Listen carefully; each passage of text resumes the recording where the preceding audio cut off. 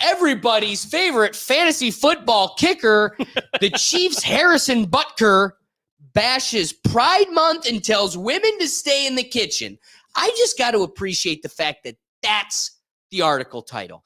That's what they take away from this. And they know that triggers an emotion, like it triggers a certain reaction. Before we even dissect the concept that he's presenting, right, let's get his actual words, what he actually said. Brian, if you could play the video for us. This is him at Princeton speech presenting to Georgia Tech.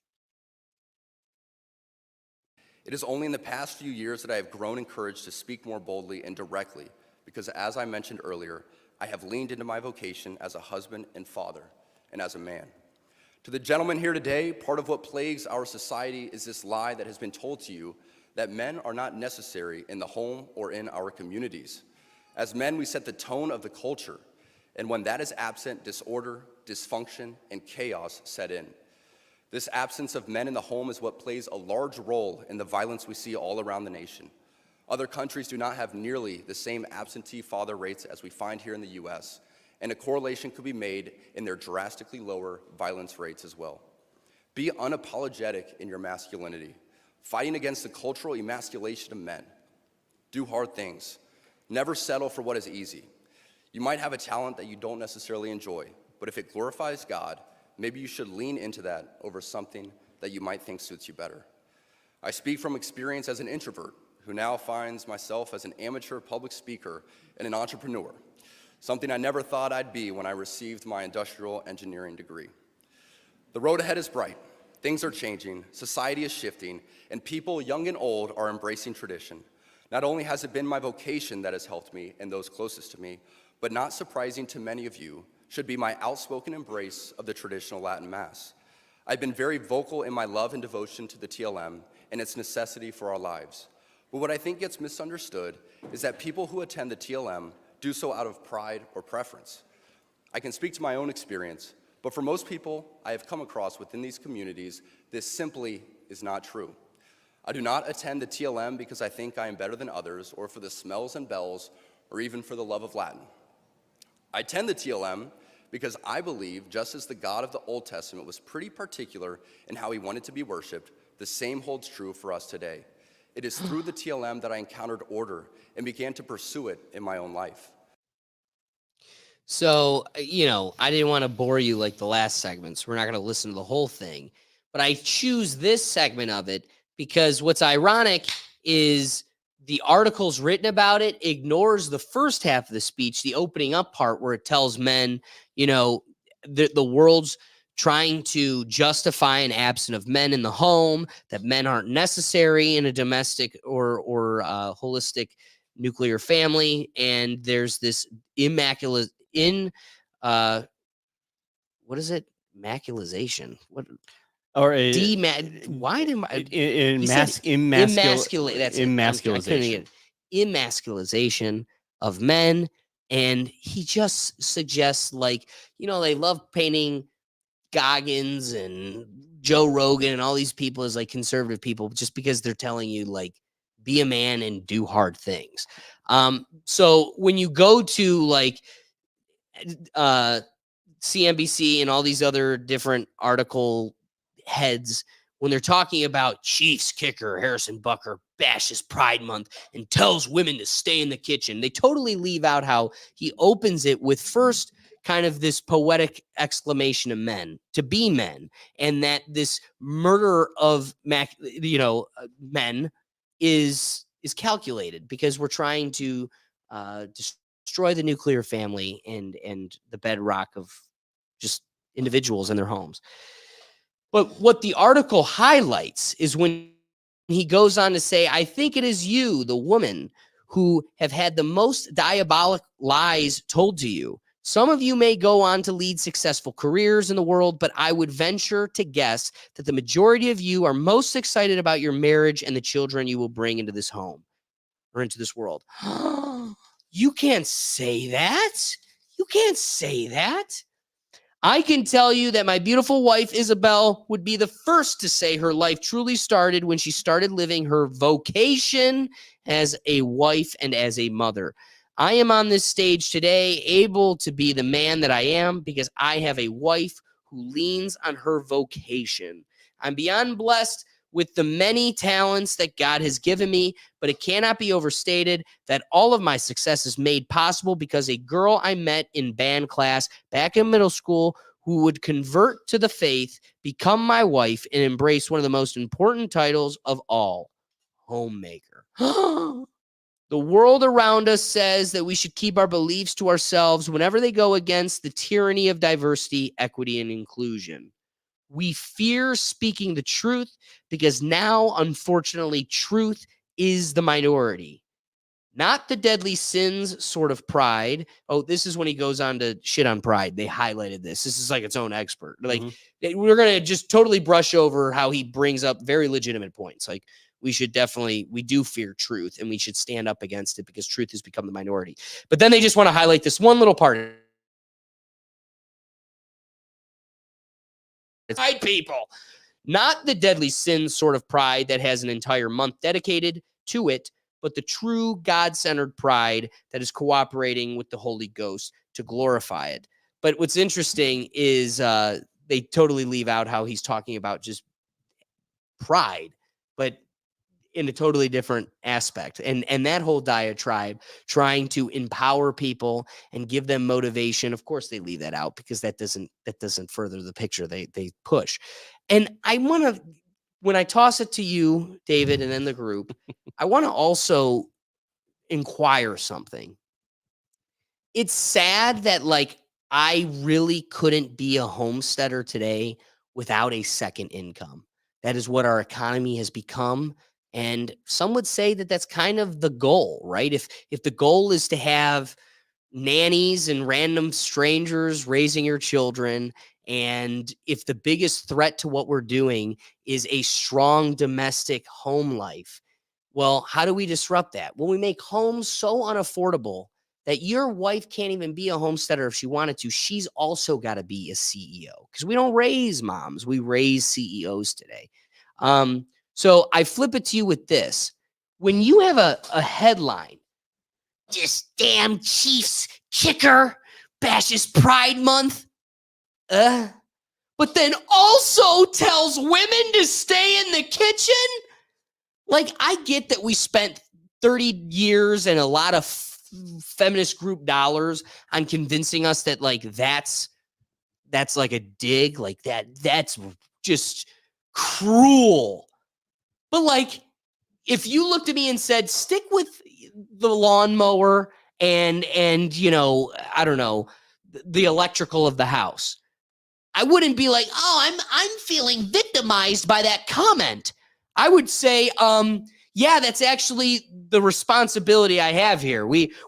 You provide things, I provide things, and I feel like this using the kitchen as like, because there are women, whether you may be a strong, independent woman that wants to be a CEO, and you're allowed to be the bread maker of your homestead.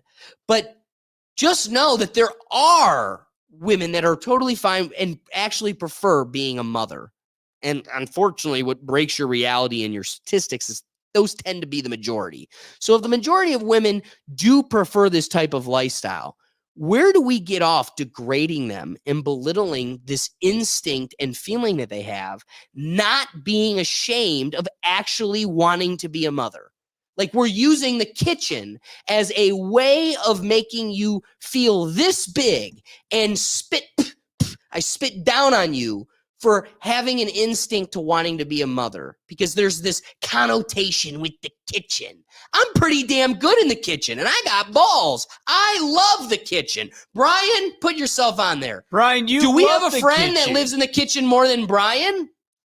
Guess what? That makes you a bitch, apparently, to Democrats. I'd have no problem being a stay-at-home dad. In fact, that'd be my dream. Let's bring it back. I would love to be a stay-at-home dad and never have to work. We're not going to say his name, but we got my neighbor who's a total deadhead and spends all day smoking pot.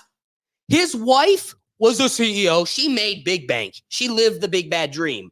And I'm not going to deny it'd be a glorious goal to live in a world where, I'm the one. Yeah, you go make the bread. I'll make dinner. I have no and clean problem the house. changing I love that diapers and shit. cooking food. I'm good with that. Sure, but at the same time, there at least is a concession that for your child and your homestead to be the most fruitful, there is a benefit to a parent, male or female, caring for the homestead and caring for the children. Doesn't matter what's dangling between their legs, but that is how do you prevent your public school teacher from manipulating your children into some sort of agenda and everything else? You have a strong home. My teacher could say whatever bullshit they want to my kid. We're going to have a strong home. Well, then obviously the strong home is the threat.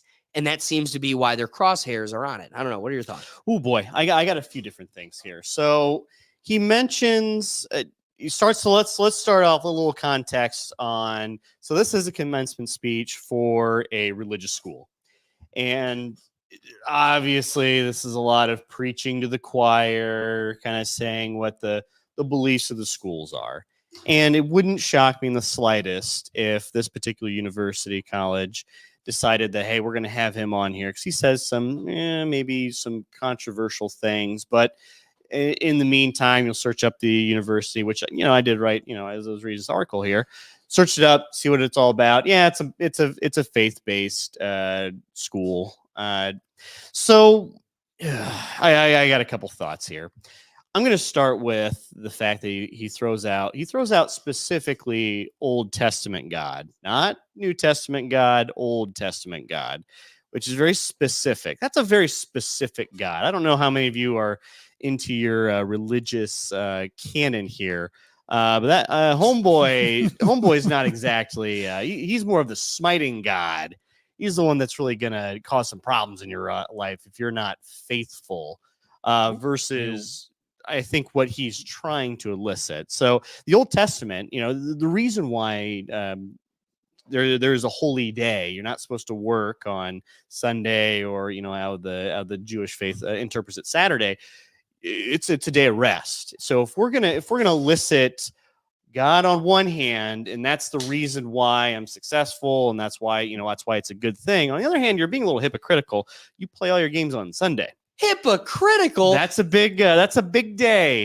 Big day for the old Big G upstairs. Thou shalt not work on the Sabbath. David's calling out hypocrites. We're talking about the same all-loving, accepting of all different beliefs. We're talking about the same crew of people that walked out on Jerry Seinfeld simply because he's a Jew. That was it.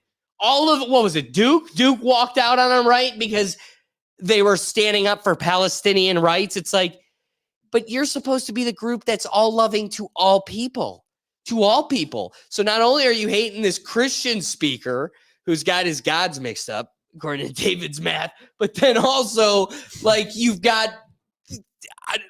So that's on the first half, just kind of the religious hypocrisy. We want to.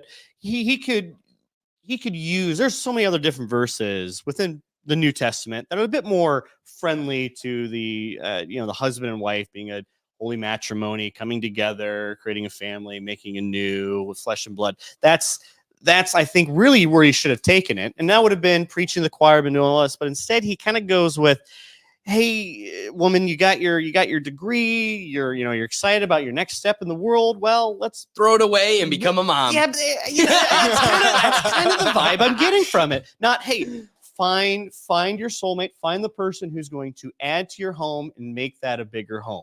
That should have been the absolute building blocks he would have made the speech off of. But instead, he decides it's kind of like it just kind of comes off as like an incel fantasy fest. Like if you get some weirdo from throw on DC's comment.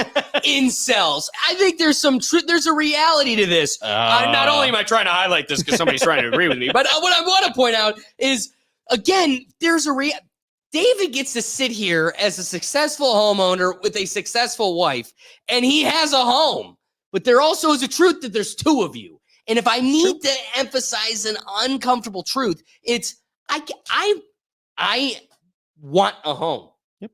I think the two other humans that aren't married in here would also like the same. Our parents were making about half as much as us, and they bought a damn good property. And we can't come close to the shittiest property down the road simply because that's how bad the market has become. Dude, that's like my parents' old house in the same city we live in today. All right, what they bought it for, I'd be able to afford with my current salary. Problem is, it's now worth 3 times as much as they freaking bought it for. Or even if it's just relation to cost, the house we live in today, I could have afforded even at the cost. Doug, we're talking to the guy that just gentrified the ghetto. Like, he's going to sit here and pretend like, yeah, I got it on the low. We're making it clean and good. It wasn't like that when I got it, but we're getting it there. I remember, like, you know, down the road, there was a guy, he put a flag up that makes him seem like he's not going to kill me. I do celebrate when I see a single woman running down the road. I'm like, yes, come on, we need more of you. More of you. I need more single women. All right, we're going to get to the gang in the wings. What are you thinking of evil Harrison Butker? Let's go to Ricky. I didn't hear anything about pride for real, but other than to have pride. Right, that's it. Pride is a sin. Hold on, Ricky, so we can't articulate it. The little slight that he has is when he brings up pride, he goes, and you must have pride. Not the deadly sins sort of pride that has an entire month dedicated to it, but the true God centered around pride that is cooperating with the Holy Ghost to glorify him. Well, I feel like this is America. You have the right to believe what you want to believe in and say what you want to say, you know, and you shouldn't cancel anyone because of it or have, you know, just let them be.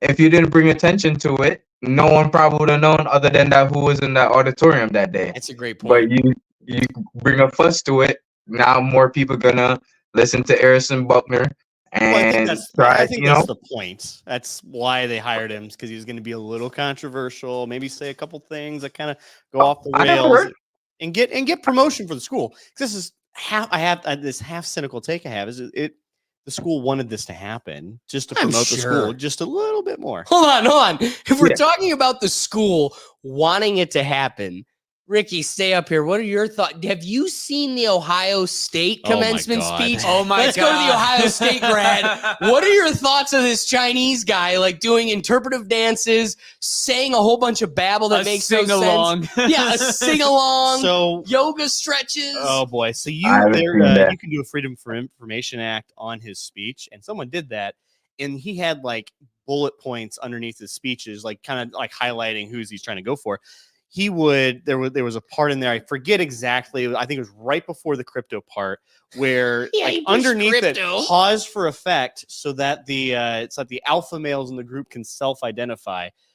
If that doesn't just make you roll your eyes, it's like a self-identifying alpha male. I'm gonna do a ballerina prance just so those evil alpha males will make themselves known. It's just odd. The whole thing is weird. It's not very so often how's that any different? You think Ohio State's playing dumb? Like, yes, absolutely. They got the okay. All right. So let me defend Ohio State a little bit, please. This is all internal corruption. This is all internal corruption. Leave it to the Disney adult. Please defend it. So this guy was very best friends with someone on the Ohio State Board of Trustees. And there it is. Through their connections between cryptocurrency, was he able to, you're kind of smart. You can talk about things. How about we just have you do a commencement speech for one of the biggest universities in the world? Yeah. No big deal. It's wild. And not just the fall one where no one really pays attention. The spring one. This is the Mac Daddy. This is the one Daddy. inside the shoe. 100, up to 80,000 people are there. And we get some cryptocurrency kind of wacko goes up there and gets booed. It's not very often. And not someone just gets that, too. booed. There was a dark edge to that ceremony, too. Some woman fell off the stadium. Committed suicide. That's Boo, Ohio State. Sacrifice. Yeah, Boo, Ohio State. Not great. But, to promote cryptocurrency during it, it's like, yeah, Jesus. Read the room, buddy. She fell off the top of the stands of the horseshoe. Oh, yeah. That's crazy. If you've ever sat at That's the top, not like I very have, difficult that to is, do. Aunt it Jane is- was ooh. trying to get like I'm trying to get a better view of him. I can't see him. She's got a camera, and then just No, this was deliberate. Unfortunately, bro. she had like a 10-year-old and a husband that were there. Oh, it's off. Heartbreaking, really. Where Heartbreaking. did mommy go? Oof. Holy. Dive off the deep end. Yo, dude. She saw her student loan bill and went, Deepest "Damn." end of the horseshoe. What is going on, Ricky? What are your rapping thoughts for Get us out of this. Mr. Get us out of Butker this. and Ohio State? I mean, did they know? Did they plan? I don't know. But I never heard anything of Harrison Buckner for him to be controversial before. Maybe, alumni of the school have him up. So he's just speaking his truth and speaking his life. There's nothing controversial about speaking his truth and his life. And there's a lot of people in this world that wish they can have one parent home for a kid instead of a stranger watching them or leaving them with strangers, because this world is crazier and you don't know who's really watching your kid. Like, you have sick people in this world, people are getting sicker and sicker. So if I could possibly, me personally, could work and now let's stay home and I bring the mill up, bro, I'm home, be comfortable and everything. Sure, I will it. I love it. But that's not reality, and I'm striving for that.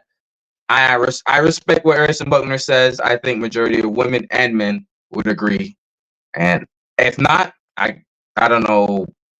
We need to get back to the nuclear family, as you said as well, because a nuclear family, a nuclear society, builds a great community. Like, it takes a village, bro.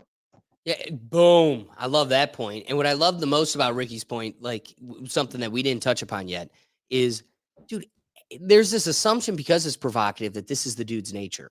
Harrison Butker has not been like some champion of conservative points and being a Republican representative. Like, he's just a guy who has won multiple Super Bowls now. Yes. And is an alumni to then go speak to his school. Like, this is just him speaking his thoughts and opinions, and we're crucifying an American dream. I mean, what is the crux of America beyond the freedom to express yourself and not be crucified when people don't like what you're expressing? And so I love Ricky's point the most in that this hasn't been this dude's nature. He's not some, wild conservative troll on Twitter. He's been a quiet dude, just a real regular guy. Keeps his nose to the grindstone, stays out of trouble, does his job. He's not like his tweets aren't in the news. He just does his job. He's asked to speak once. And guess what? His speech is pretty much exactly what I'd say. I got a college degree. And guess what? The last thing I need your Nimrod ass is telling me I need to pay for your degree? You're telling me you contracted at 18 years old and made one of the stupid decisions of your life and I got to pay for it? Yeah, I don't hate the guy for going, hey, you're a bit of an idiot. You just sign up for $200,000 to go be a mom. I mean, sincerely, my sister is probably the smartest one in her family. She's a pharmacist. And yet, while she overshadows every person she works with, so male, female, she's the shining light at the VA. She helps vets and she's great at what she does. Unfortunately, for the dynamic of her future family, no matter how much a Democrat in their rainbow cup wants to tell you otherwise, the truth is only one of them gets to have the baby. Only one of them. Not both of them, one of them. And if you built your whole foundational dynamic over the biggest breadwinner having to have a baby at some point and remove themselves from the bakery that brings you bread, I think you made a retarded decision. Usually, it should just instinctively be the one that kind of has to do it. Yeah, I think reducing women though to like he really, is it reducing women? God did that. That's life. Like reducing women to doing one of the most amazing miracles in life is make other life. Like again, to champion your position, you need to belittle how amazing it is guess what? I'm very successful and probably more successful than you.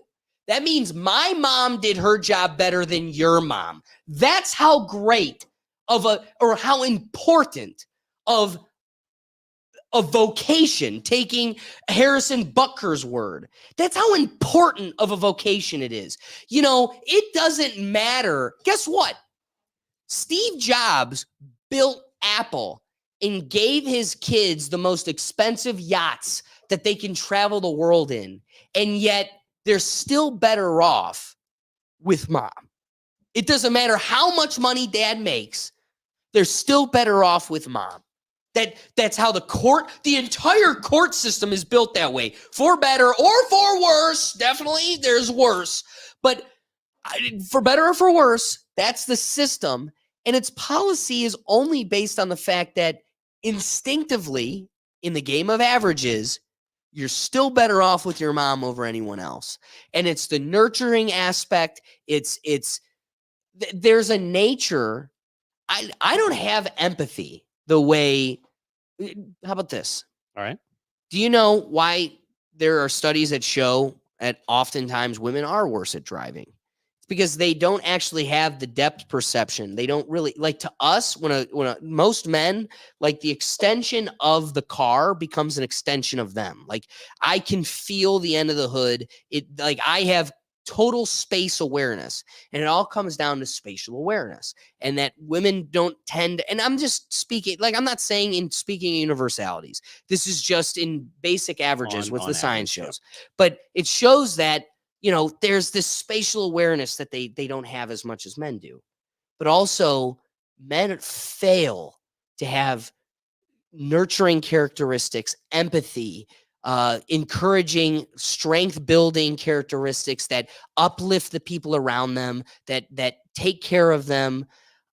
But that's because everybody has roles. And I'm not trying to belittle my neighbor where I said it was a male household. He stayed home and she went and made the bread.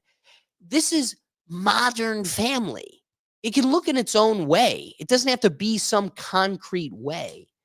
But we need to stray away from have a nanny raise my kid, the teachers will do the rest, and the two of us will make it big, because then we get an infinity pool. Sometimes your kid being the most well-mannered, the most exciting to be around in the lunchroom, the most, the average person to play kickball and stuff with, like, that type of thing, that's so much more valuable than the infinity pool. And because we're so materialistic and so Instagram driven, that, like, you are forced to take the position that encouraging because you're not going to be the homestead. You've got the balls. So you're like, well, you're not going to ask me to do it. So how could you ask my wife to do it? No, all I'm advocating for is you can tuck it between your legs, but somebody needs to be taking care of the family that isn't just a nanny or a stranger. And yeah, you can rope your grandparents in, but it just isn't the same. He doesn't use the term strong wife, strong mother. He very specifically uses the term homemaker. And he says his wife's life did not begin until she was a homemaker, not starting a family. It's like, hey, your true life didn't begin when you started our family. Okay, wait, but is our goal not a home? A homemaker. It's a very specific term. I want a person to make a home. Homemaker. Because the insinuation is your life didn't begin until you kind of just let me do my thing and then stayed at home and raised children. It just kind of really, it just reduces down the ability to go, this is what I value in a woman, when yet you can value that in a woman, but to go up there to stand in front of graduating seniors to go, this is the value. He's in a position of power. He's a millionaire. He's done a lot of great things in his career, but then just to go and to say that, not say, hey, build a strong family, build a strong foundation for your life, be the best person you can be, whether that be a wife, a mother, a homemaker. It is specifically and only homemaker. Not all of the above, only. And that's really what my issue is. Because then we use and then we kind of use the religious aspect as the justification of why that's the important part of why he's saying this, when he's really I don't think he really understands the religion as much as he think he does. He doesn't. I think some of the scriptures really are not conducive to just his job in general on the day of the Sabbath. Let's just go there. But then he goes Old Testament. It's like, ooh, he's an Old Testament type of person. There's a reason they don't teach the Old Testament in Bible school a whole lot, because that God's not very friendly to differing opinions. He took Moses out of heaven. Hey, Moses, you're not going into heaven because you cracked the 10 Commandments. There's several different stories we can go down. He flooded the world but again, let's bring us back to kind of at least what he said. My issues with it. It is a reduction, not an addition. Not, hey, you should be proud you can do this. Is I only value because you are this, and that's where my problem lies within the speech. Cut to the Waterboy clip. Home is where you make it. You like to see homos naked? No, home is where you make it. You're saying you like to see homos naked. No. So I do want to get to Sherilyn's point. She raised how not all women are nurturing. And if David's attack is going to be the word homemaker, I'm doubling down on Mr. Butker. That is what is a wife? What is a mother beyond a homemaker? It's just a title. What you don't like, you're not my property. I'm a man. You're not my property. So what's a wife besides the title of being mine?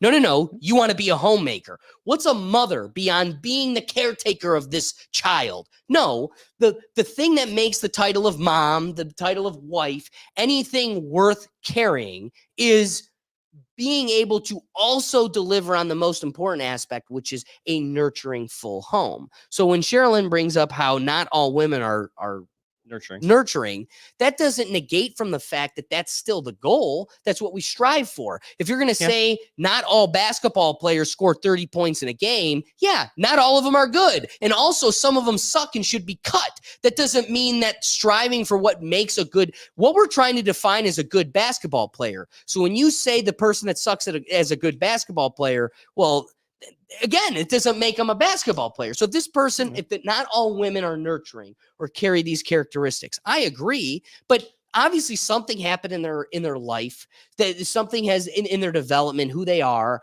that never developed that. Guess what? There's also men that carry those same characteristics, that can be nurturing, that can be caring. I don't think there's anything negative about being nurturing. No.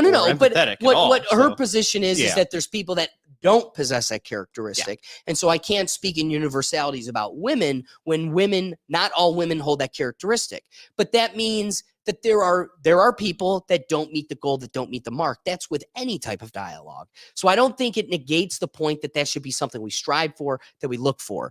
We have gone on a long time without getting to our good friend in the wing. He's just been sitting there broiling.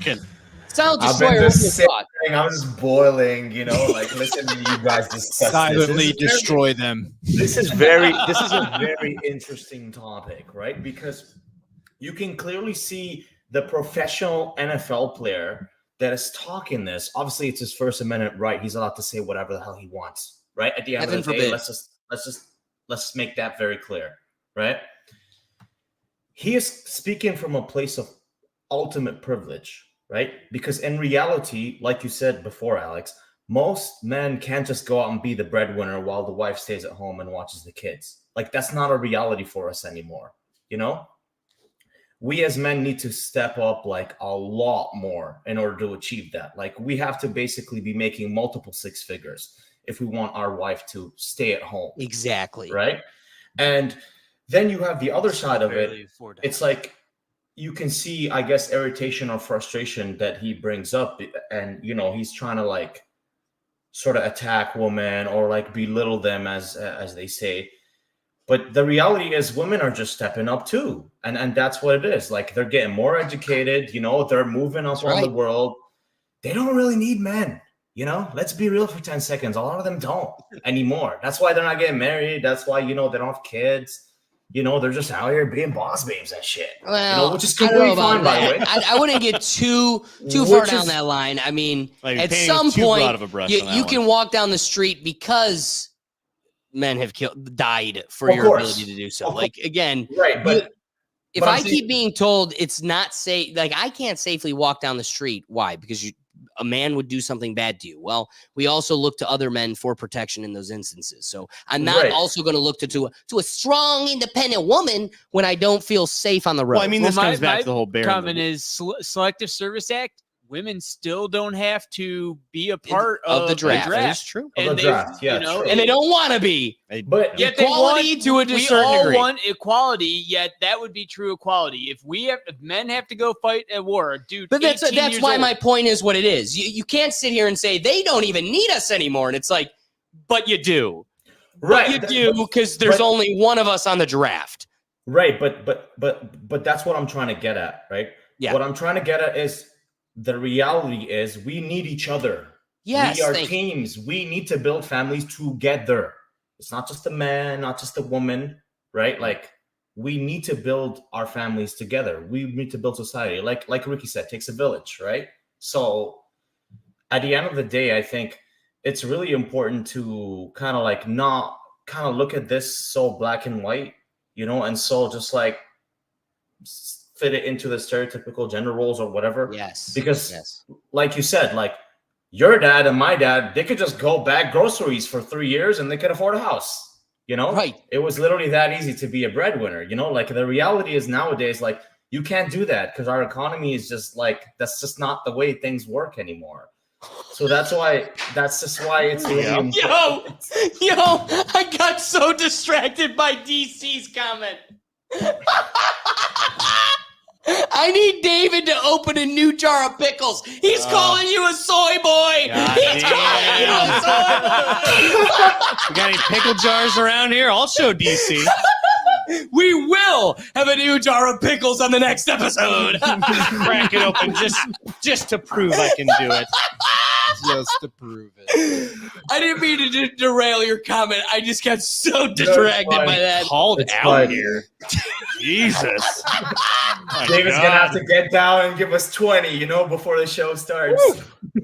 Here, while we got Silent Destroyer up, I want Brian. Can you pull up Sherilyn's comment where she makes the point how find someone that's your balance. I mean, I think a lot of my point comes off jaded because I'm making comments that feel absolute. And I want to double back down on the neighbors next to us successfully raised a functioning member of society just as much as my parents did. And they were the exact inverse. And that balance can it doesn't have to be so opposite. A total male in a female's role, it doesn't have to be exact. It can have, dad does some of the things, does some of the cooking and cleaning, and mom makes some of the money. Like it can have its balance. But I really do appreciate Sherilyn's point because I think it highlights where I failed to articulate exactly what I'm trying to say. It comes off more divisional than I'm looking for. The truth is you just need a balance, and we're all different. DC, my guy, I can open a jar of pickles. David needs a wife to do that. That's fine. But that's how we balance each other. She gets the pickles. David folds the underwear. Everybody's got something to do at home, and the homemaking is complete. It takes a village. Exactly. It's not just one person that does all the homemaking. Exactly. We've learned this is a team. Let's admit one thing. There are plenty of gay families out here that are doing just as well, if not better, than the average American family that is your stereotypical dynamic. So it is a modern family. It can present itself in any certain type of way, but to negate the fact that this balance is necessary and like we both can be CEOs, like that's so unrealistic. That's so unrealistic that we're looking at males and females in that same college graduation class and going, you all get to be CEOs. Oprah's giving them all a car and a CEO job. Like, There's only one, folks, of every corporation. So I don't know. To me, I feel like we're selling a fool's dream that's breaking and dividing. It takes a village. It's breaking and dividing the nucleus and foundation that we rely upon. I don't know. Anybody got anything last bit? Doug? No. All right, we got to flip it to Brian for wrapping thoughts and close this bad boy out. So, I do want to be working in the kitchen. I want to be doing the stuff And around he the does. house. He means that when he says it. If I had a bread maker, I wouldn't be too opposed to it. I agree, Even Brian. if we had like a 60-40 deal where you're making a lot more than me, and I'm home a lot more doing them stuff, I'm cool with that. Taking care of the kids, whatever. So, I'm single. What's up? Dirty diapers How's it don't going out scare there, me. I can appreciate that we can have both. We can have both. Thanks for watching this clip from the Rethink Tank Live. Join us every Tuesday at 7 p.m. streaming across the platforms on YouTube, Rumble, X, Twitch, Facebook, LinkedIn, and TikTok. We do our best to promote user engagement, and we want you involved. So be sure to bring your perspective live so we can get you in the dialogue. See you then.